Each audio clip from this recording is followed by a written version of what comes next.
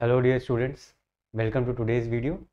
Let us see today's question, which is on ozonolysis of alkenes, one of the key concept for understanding the chemical properties of the alkene, prominent reaction in the alkenes. ठीक है, तो ozonolysis of alkene followed by the treatment with zinc water, ठीक है, cleaves the double bond to yield what? ठीक है, तो you have a carbon carbon double bond. Okay, so we are trying to cleave this bond, break this bond, ठीक है, with the presence of ozone, ozonolysis में, and then you are using treating with zinc water, and what you are going to get, these are the options.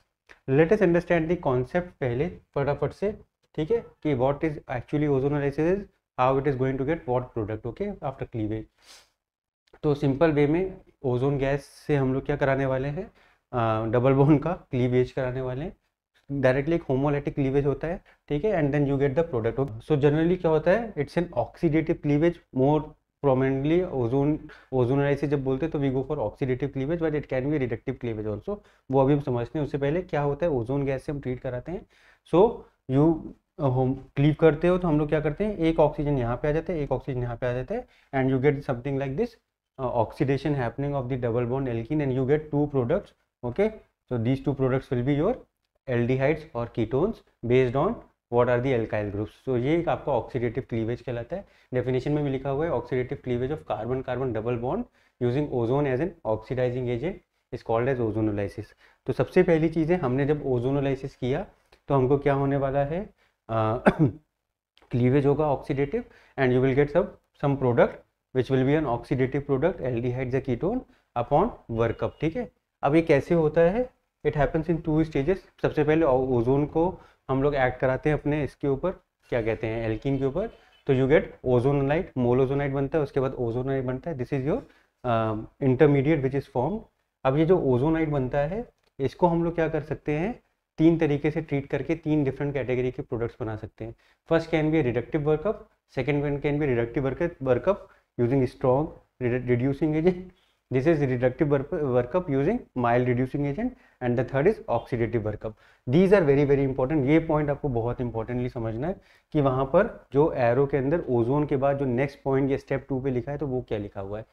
या तो वो इनमें से कुछ लिखा होगा पहले पॉइंट का, ठीक है, या फिर वो इनमें से कुछ लिखा होगा सेकेंड पॉइंट का, या वो H2O2 ये लिखा होगा. ठीक है, इसके बेसिस पे जो फाइनल प्रोडक्ट बनने वाला है, these are the final terms. Okay, ये डिसाइड करने वाले कि फाइनल हमको प्रोडक्ट कैसा मिलने वाला है. ठीक है, यहाँ तक तो सब में सेम रहने वाला है. ओजोन का काम मोलोजोनाइड या ओजोनाइड बनाने का है. ठीक है, ये ओजोनाइड बन गया. उसके बाद जो वर्कअप होने वाला है, वो वर्कअप में क्या लिखा हुआ है, इसलिए second point needs to be understood very carefully. आपको अगर ये तीनों समझ में आ गए तो क्या आपको पता रहेगा कि क्या प्रोडक्ट बनेगा. आइए देखते हैं एक एक करके. अगर हमारा पहला वाला वर्कअप किया हमने, तो what you are going to get, it's a oxidation only, क्योंकि ये माइल्ड रिड्यूसिंग एजेंट होते हैं तो इतना ज़्यादा इफेक्ट नहीं कर पाते. तो you will get aldehydes and ketones के वो मिलते हैं, प्रोडक्ट्स मिलने वाले हैं based on the number on the types of alkyl group. अगर हाइड्रोजन्स होंगे तो you will get an aldehyde, अगर कोई और एल्काइल ग्रुप होगा तो you might get ketones. Okay, so this is your first number का case, this is your first case. Now let's go to the second case. या second case में when you are doing a strong reductive workup with LiAlH4 या फिर NaBH4 के through, ठीक है, तो वहाँ पर आपको जो भी एल्डिहाइड कीटोन मिला होगा वो रिड्यूस हो जाएगा. ठीक है, you will get alcohol as a product. यहाँ पे एल्कोहल मिलेगा तो वहाँ पे ऑप्शन में वो एल्डिहाइड भी देगा और वो एल्कोहल भी देगा. आपको किस पर जाना है, एल्कोहल पे टिक करना है, अगर सेकेंड नंबर के पॉइंट में NaBH4 या LiAlH4 दिया हुआ है. ठीक है, this is your second condition. Third condition will be oxidative workup. ठीक है, where we are using H2O2 या O2. ठीक है, इसके केस में आपका जब प्रोडक्ट बनने वाला है तो एक प्रोडक्ट तो एल्डिहाइड और कीटोन रहेगा, second product will be your carboxylic acid. So you will get carboxylic acid is as one of the oxidised product. ठीक है, तो ऑक्सीडेटिव क्लीवेज का भी ऑक्सीडेशन हो गया. सो एल्डिहाइड कीटोन में से एक प्रोडक्ट एल्डिहाइड कीटोन का रहा है, other will be your carboxylic acid. So these are the three prominent things that can be achieved over upon ozonolysis followed by 3 different types of workup. Okay, so main thing है आपको किस पर ध्यान देना है, इन तीन कंडीशंस पे ध्यान देना है, और उससे पहले ओजोनाइड फॉर्मेशन पे ध्यान देना है. तो ओजोन का काम है ओजोनाइड बनाना, उसके बाद वो जो क्लीवेज का काम है, वर्कअप्स का काम है अलग अलग टाइप के फाइनल प्रोडक्ट्स आपको देना.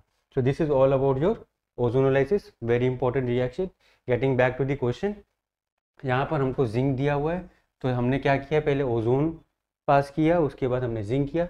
तो ओजोनाइड बनने के बाद हमारे पास जिंक ने क्या किया होगा, it will be a mild reducing agent, तो एक ऑक्सीडेटिव क्लीवेज होगा where you will get aldehydes and ketones. ठीक है, तो एल्डिहाइड्स एंड कीटोन्स आपको मिलने वाले हैं।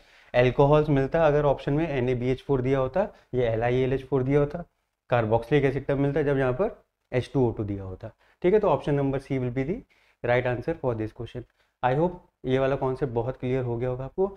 It is very important concept, everybody should know this concept. At least product बनाना आपको आना चाहिए based on what is given at the second point. ठीक है, तो ओजोन के साथ क्या चीज़ हो रही है वो आपको याद करना ज़रूरी है, वो याद है तो आप प्रोडक्ट आराम से बना लोगे। ठीक है, so this is all about today's video. Thank you.